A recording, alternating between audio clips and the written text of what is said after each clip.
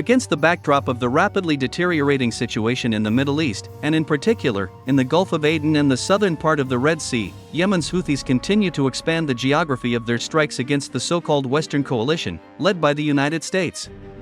In the last 2 weeks alone, Yemen's Houthis attacked not only Western commercial vessels, but also U.S. Navy warships.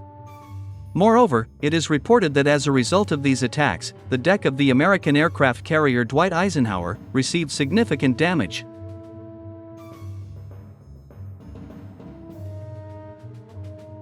All this forced the U.S. military leadership not only to withdraw the aircraft carrier Dwight Eisenhower from the positional area in the Red Sea, but also to order the withdrawal of all U.S. Navy warships from the Camp Lemonnier military base in Djibouti.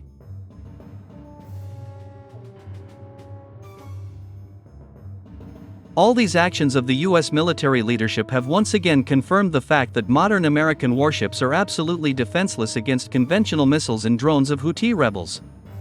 By the way, it seems that the flight of American warships from a military base in Djibouti has further instilled confidence in Yemen's Houthis.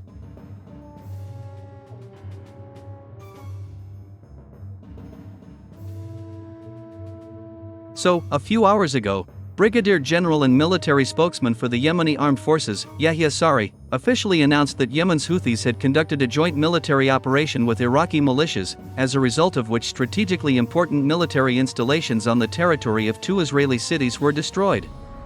In particular, we are talking about such Israeli cities as Haifa and Ashdod.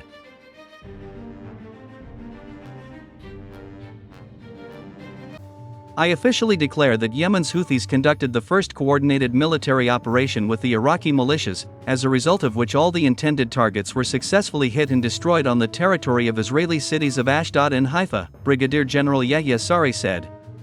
Moreover, a military spokesman for the Yemeni Armed Forces also added that maritime drones of Yemen's Houthis also attacked and hit the bulk carrier Tudor.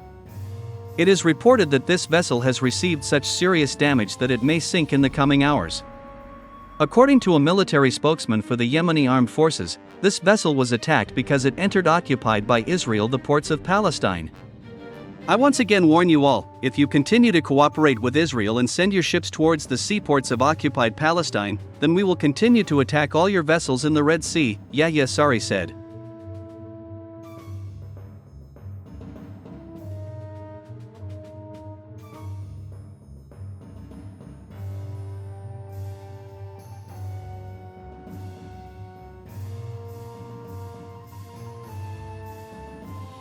Meanwhile, in order not to lose face in front of the world community, Washington had to inform the world media that the United States and Britain had decided to launch another airstrike on the territory of Yemen, controlled by a fairly small and weakly armed group of Yemen's Houthis.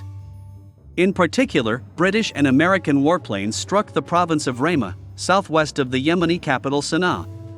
According to the Yemeni news channel Al Masirah, 5 civilians were killed as a result of this attack.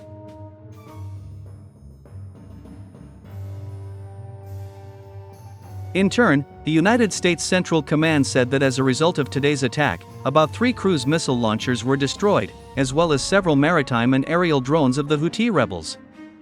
Moreover, Washington once again accused Yemen's Houthis and Iran of destabilizing the situation in the Middle East. However, it seems that Yemen's Houthis do not intend to stop.